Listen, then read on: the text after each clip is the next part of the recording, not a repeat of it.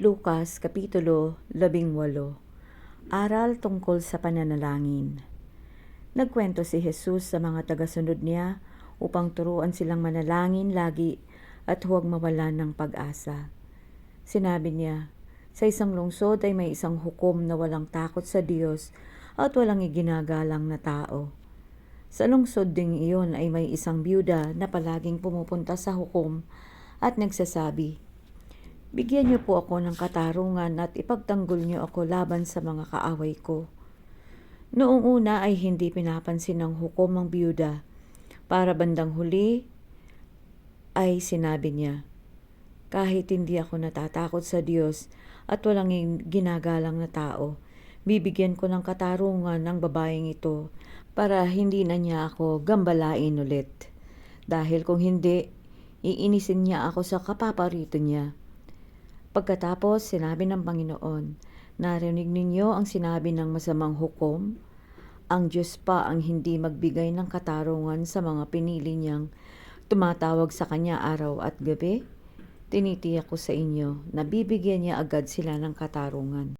Ngunit kung ako na anak ng tao ay bumalik na rito sa mundo, may makikita kaya akong mga taong sumasampalataya sa akin?" Ang kwento tungkol sa pariseo at sa maniningil ng buwis. May mga tao roon na matuwid ang tingin sa sarili at umahamak sa iba. Kaya nagkwento si Jesus sa kanila. May dalawang lalaking pumunta sa templo upang manalangin. Ang isa'y pariseo at ang isa'y maniningil ng buwis. Tumayo ang pariseo at nanalangin tungkol sa kanyang sarili.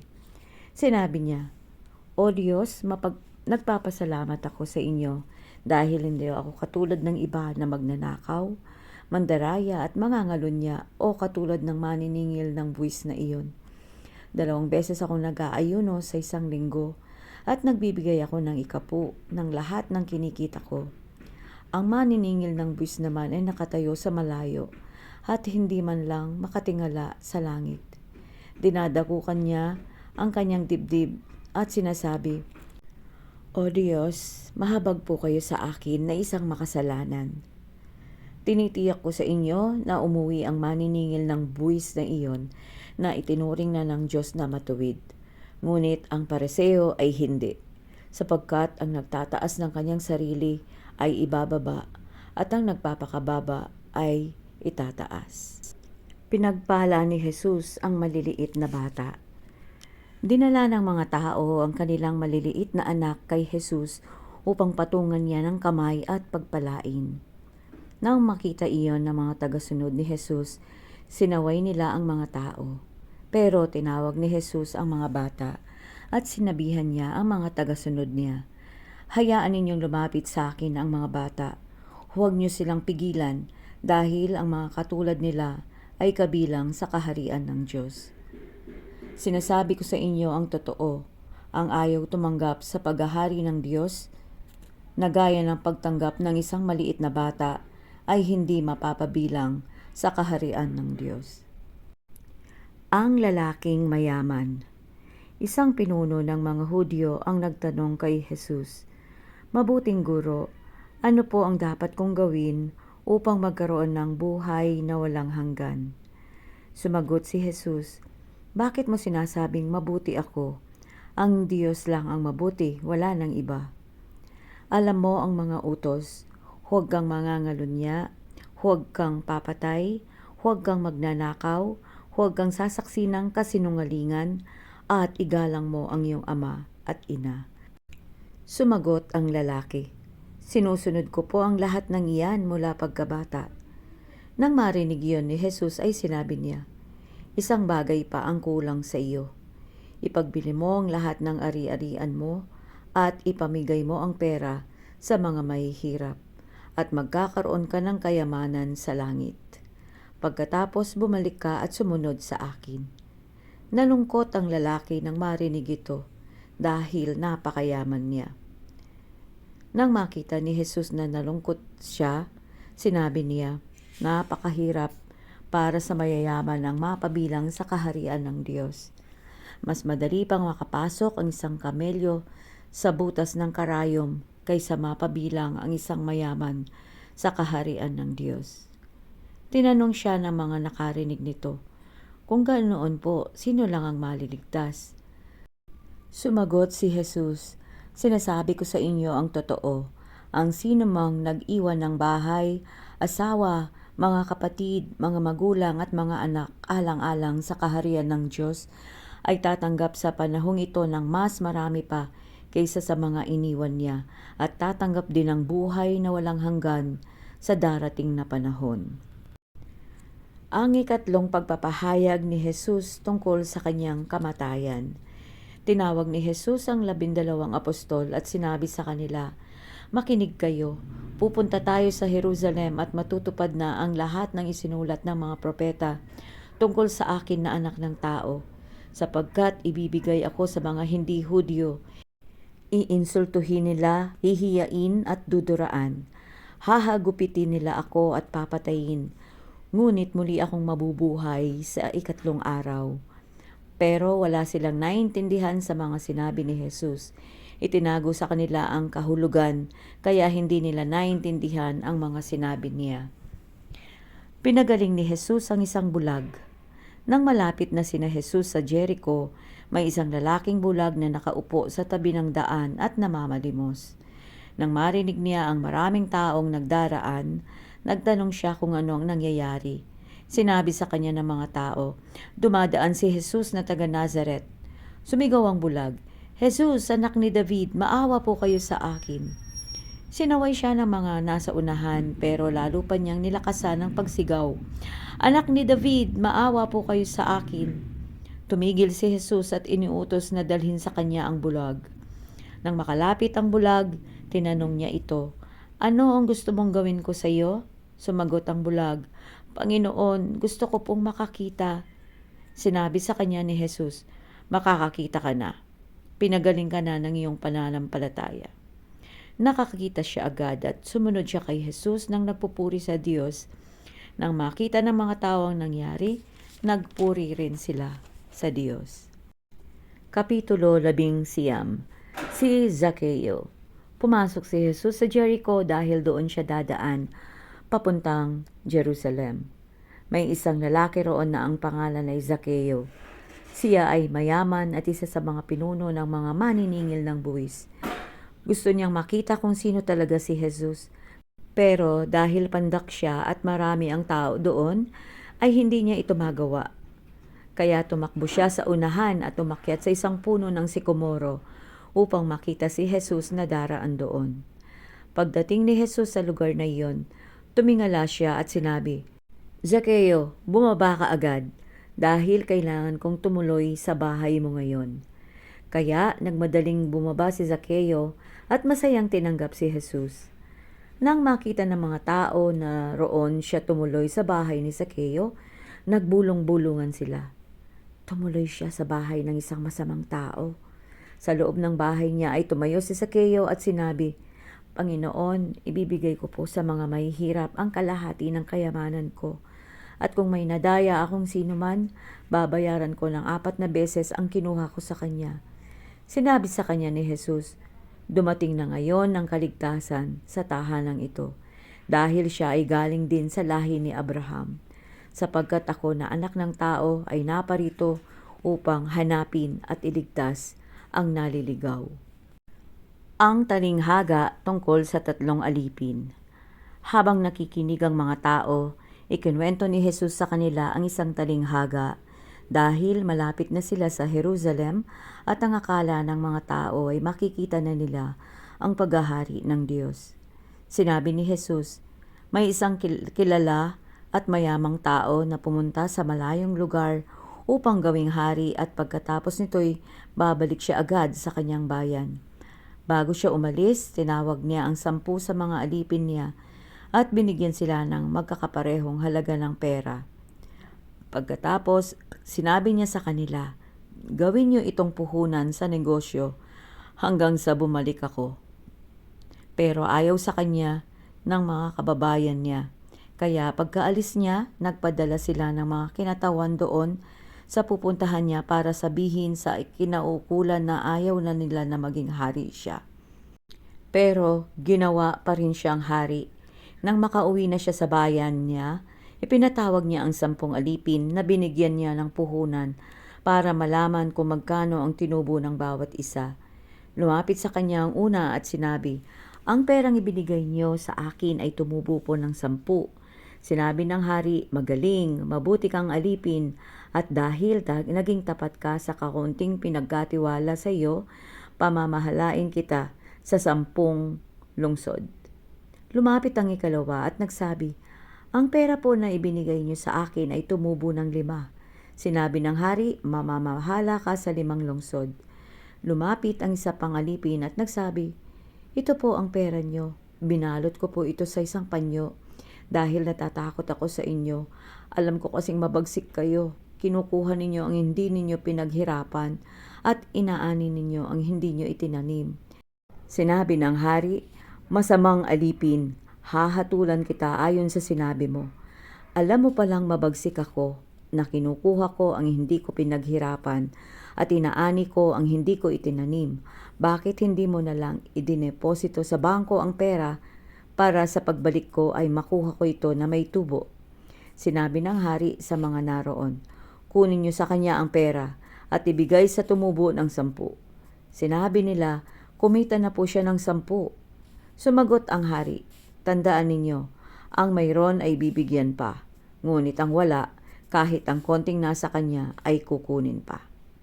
Tungkol naman sa mga kaaway ko na ayaw pasakop sa akin bilang hari, dalhin niyo sila rito at patayin sa harap ko. Ang matagumpay na pagpasok ni Jesus sa Jerusalem. Pagkatapos magkwento ni Jesus, nagpatuloy siya sa paglalakad at nanguna sa kanila papuntang Jerusalem. Nang mapalapit na sila sa mga nayon ng Bethphage at Betania, sa bundok na kung tawagin ay bundok ng mga olibo, pinauna niya ang 2 niyang tagasunod. Sinabi niya sa kanila, "Pumunta kayo sa susunod na nayon. Pagpasok niyo roon, makikita niyo ang isang batang asno na nakatali na hindi pa nasasakyan ng kahit sino. Kalagan niyo at dalhin dito. Kung may magtanong kung bakit niyo kinakalagan ng asno, sabihin niyong kailangan ng Panginoon."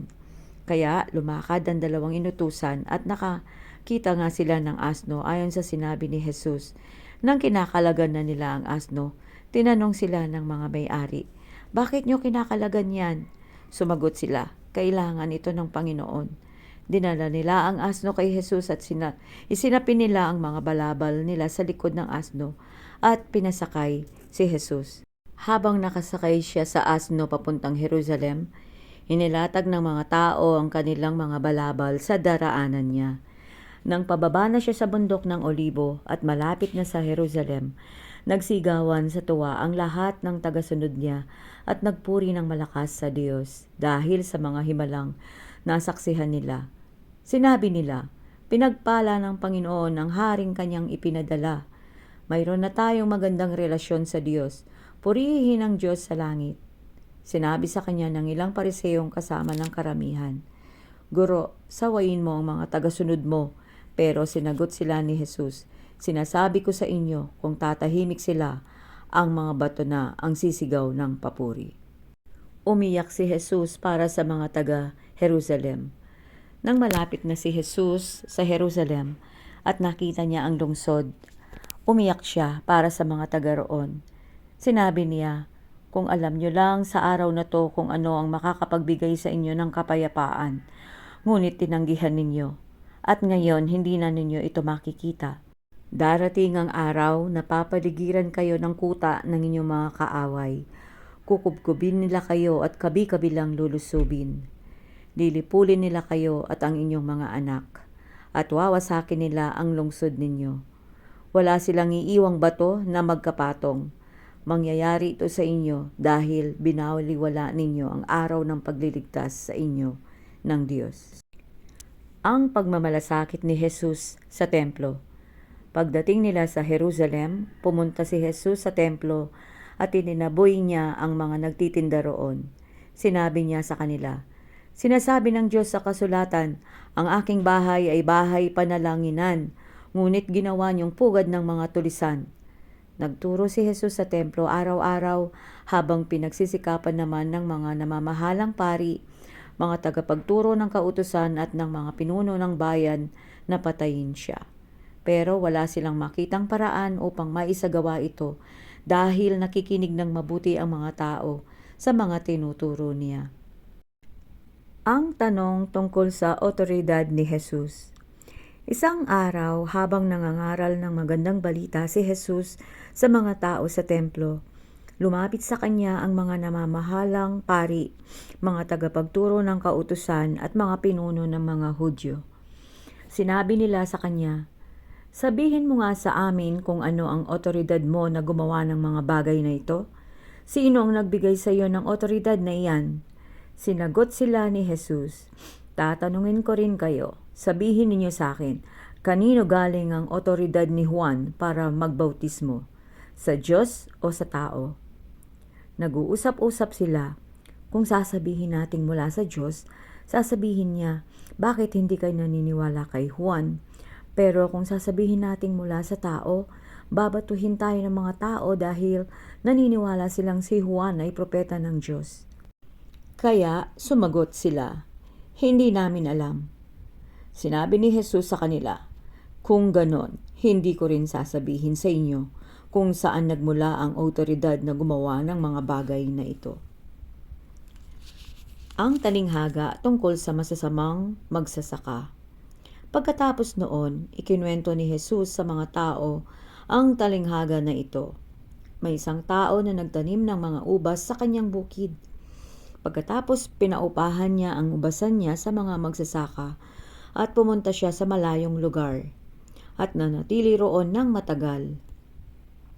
Nang panahon na ng pamimitas ng ubas, pinapunta niya ang isang alipin sa mga magsasakang umuupa ng kanyang ubasan upang kunin ang parte niya. Pero binugbog ng mga magsasaka ang alipin at pinaalis na walang dala. Nagsugo ulit ang may-ari ng isa pang alipin, pero binugbog din nila at hiniya at pinaalis na ring walang dala. Nagsugo ulit siya ng ikatlong alipin, pero sinaktan din nila ito at pinalayas. Nag-isip ang may-ari ng ubasan, "Ano kaya ang gagawin ko? Alam ko na, papupuntahin ko sa kanila ang minamahal kong anak. Siguro naman ay igagalang nila ito." Pero nang makita ng mga magsasaka ang anak niya, sinabi nila, "Narito na ang tagapagmana, patayin natin para mapasa atin ang lupang mamanahin niya." Kaya dinala ang anak sa labas ng ubasan at pinatay. Ngayon, ano kaya ang gagawin ng may-ari ng ubasan? Tiyak na pupuntahan niya ang mga magsasaka at papatayin. Pagkatapos, pauupahan niya sa iba ang kanyang ubasan. Nang marinig ito ng mga tao, sinabi nila, "Huwag sanang ipahintulot ng Diyos na mangyari ito." Tiningnan sila ni Jesus at tinanong, "Ano ba ang ibig sabihin ng talatang ito sa kasulatan?" Ang batong tinanggihan ng mga tagapagtayo ng bahay ang siyang naging batong pundasyon. Ang sino mang mahulog sa batong ito ay magkakabali-bali, ngunit ang mahulugan nito ay madudurog. Ang tanong tungkol sa pagbabayad ng buwis. Alam ng mga tagapagturo ng kautusan at ng mga namamahalang pari na sila ang pinatatamaan ni Jesus sa talinghaga na iyon, kaya gusto nilang dakpin siya noon din, pero natatakot sila sa mga tao, kaya naghintay na lang sila ng ibang pagkakataon. Nagsugo sila ng mga espiya na magpapanggap na mabuti ang layunin nila sa pagpunta kay Jesus upang hulihin siya sa mga pananalita niya at maisakdal sa gobernador. Sinabi ng mga espiya kay Jesus, "Guro, alam naming totoo ang mga sinasabi at tinuturo ninyo, at wala kayong pinapaboran kundi kung ano ang katotohanan tungkol sa kalooban ng Diyos ang tinuturo nyo. Ngayon, tama po ba na tayong mga Hudyo ay magbayad ng buwis sa emperador ng Roma o hindi?" Pero alam ni Jesus ang katusuhan nila, kaya sinabi niya, "Patingin nga ng pera. Kaninong mukha at pangalan ang nakaukit dito?"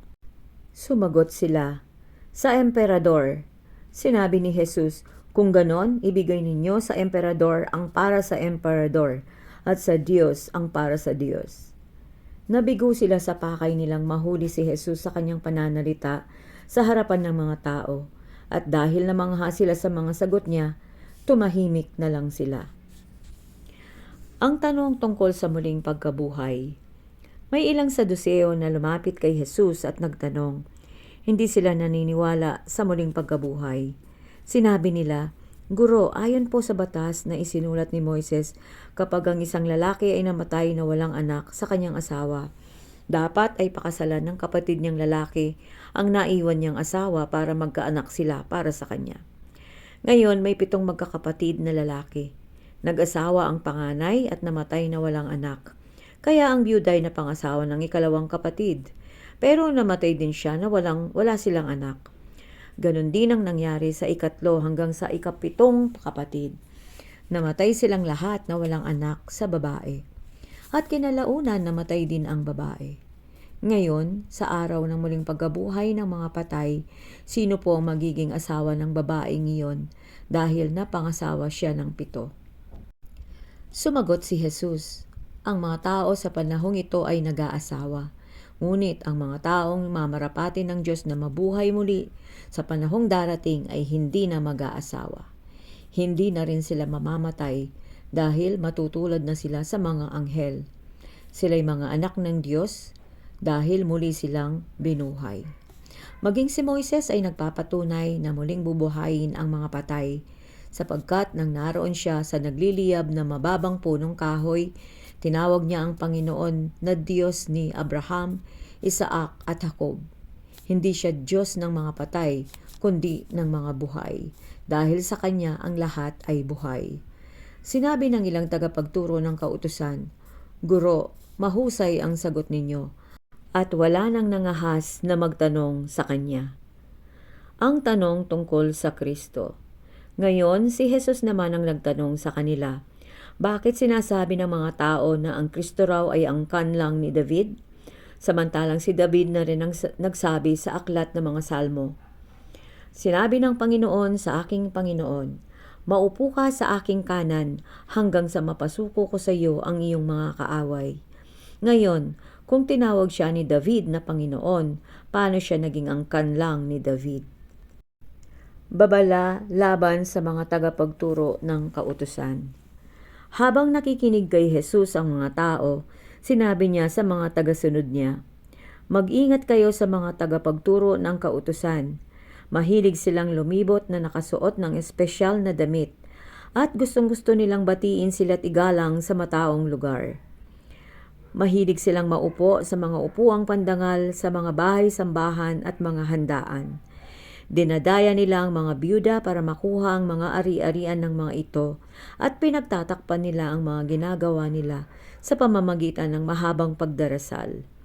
Ang mga taong ito'y tatanggap ng mas mabigat na parusa."